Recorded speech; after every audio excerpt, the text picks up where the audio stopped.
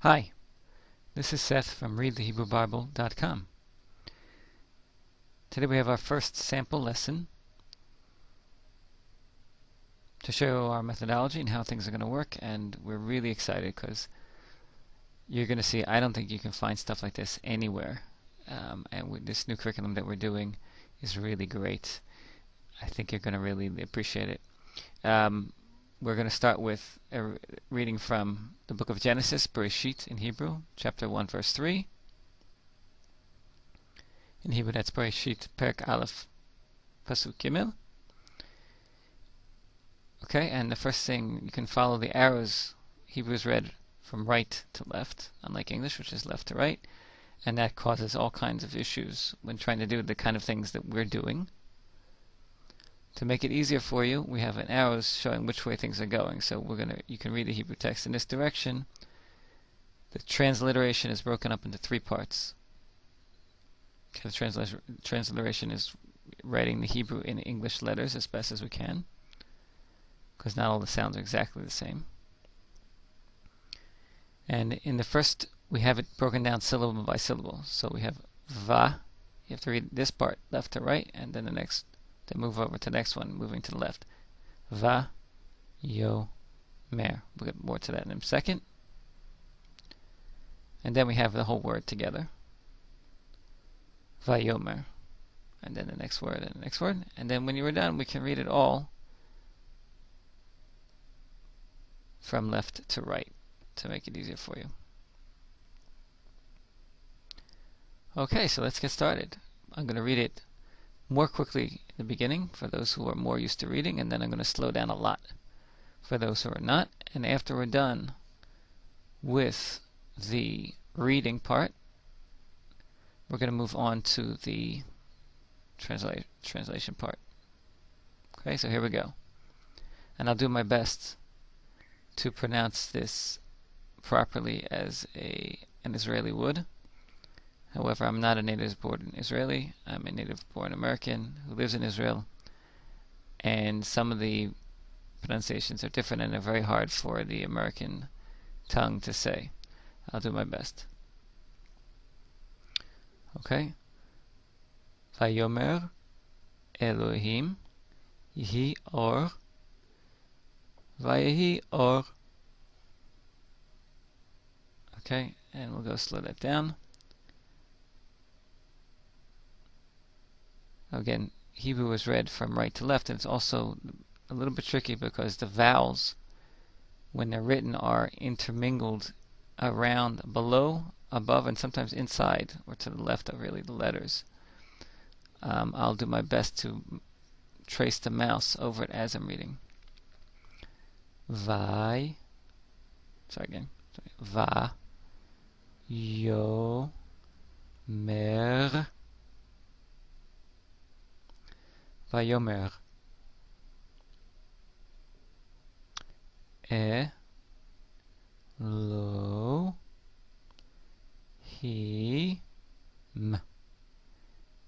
Elohim, Yehi,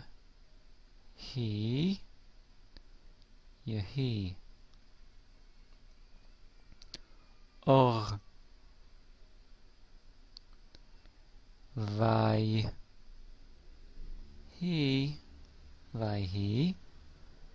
Or.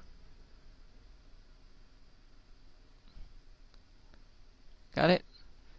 Try again, quickly.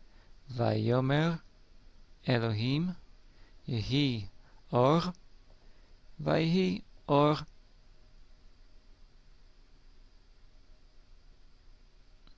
Okay, now let's move to, and you can see it here, and we can read it here in the transliteration. Vayomer Elohim Yehi Or Vayhi Or. Okay, now moving down to the translations. Now we have what's called an interlinear translation, which means you have one line of Hebrew and then below that a translation into English. However, we've done something which, as far as I know, is completely unique. We're breaking the translation down component by component. In Hebrew, like in English, there can be a few different components of a word. There can be a prefix and a suffix. Hebrew's even more complicated than English in that we're doing our best to break it down into the subunits. We can't always do it, but we're doing our best. And again, it's read from right to left, and the components are read from right to left, but each one, of course, is read. That's the word and, right? It's not dana. And things are a little bit different here. Here we broke up this. It's pronounced yo. That's these two letters, the yud and the aleph. But down here you see this is just the yud makes it he. So the rest of the word is the shorsh, the root. So we had to break it up a little bit differently. So the first word, vayomer, the va means and. The yud is third person. In this case, it's he. Third person singular in this case. And the rest of it, amar, is the root, which means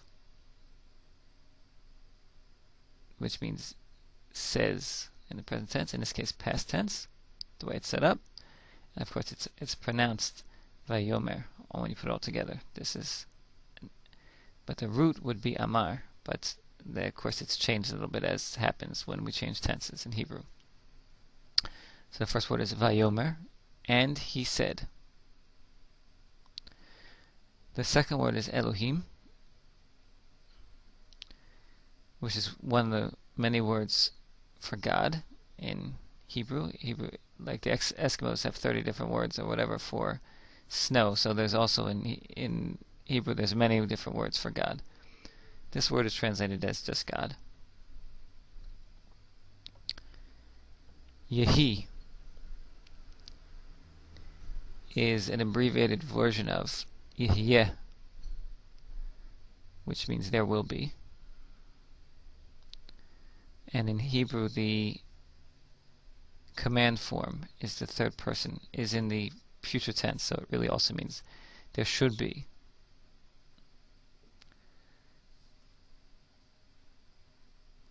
Or means light. Vayehi, or, and there was light. Now here's where it gets tricky. An interesting grammatical point. Va, again, means and yehi means there was. Now here, yehi meant there will be. Here it means there was, because the vav at the beginning of a word, and, when the word is a verb, switches the tense from future, if it's in future, to the past, and from past to future. So this really means, in modern Hebrew it would mean, and there will be. But in biblical Hebrew, most of the time it gets switched, so it becomes, and there was light. Okay, so putting it together, it's Vayomer, and he said. Who said? Elohim, God, said it. Yehi, there will be or, light. There should be light. Vayehi, or, and there was light. Okay, so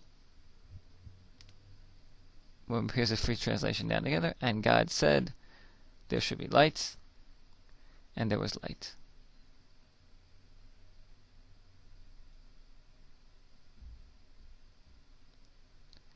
Now, I'm going to also read it the way it's, according to the cantillation, the way there's actually notes in here. In the words, around the words, in addition to the vowels, each word has one or sometimes two of these little funny additional things, which are actually musical signs. This one, and we're going to read it the way it would be read, that way. Vayomer Elohim Yehi Or Vayhi Or.